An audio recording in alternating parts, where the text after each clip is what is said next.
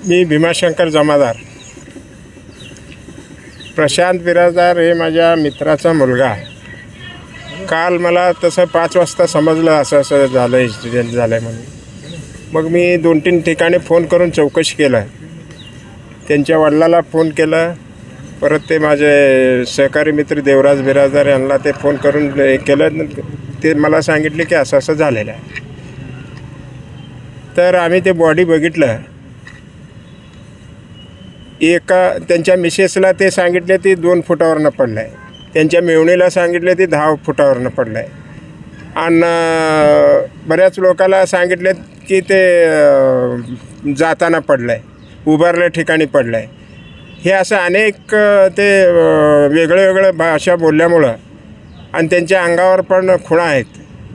पडल्यानंतर माणसाला एका ठिकाणी लागतं आहे का मोटरसायकलवर पडल्यानंतर खरकटत जातं आहे, पण उभारलेलं माणूस पडल्यानंतर एका ठिकाणी कुठं तर लागतं आहे.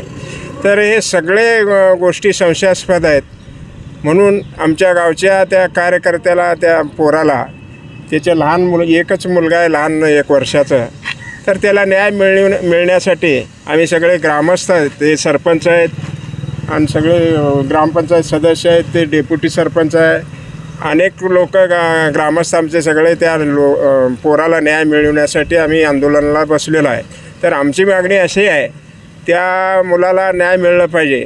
ज्याचं वडील गेलं आहे त्या मुलाला त्या म्हणजे त्याच्या मिसेसला न्याय मिळाला पाहिजे आणि कठोरात कठोर शिक्षा व्हायला पाहिजे. ज्यांनी हे अकृत्य केलं आहे त्यांनी समोर येऊन आम्हाला सांगावं असं असं झालं आहे, खरं काय असेल ते. नाहीतर चौकशी व्हायला पाहिजे, त्यांच्यावर गुन्हे दाखल व्हायला पाहिजे, असं आमच्या ग्रामस्थांची मागणी आहे.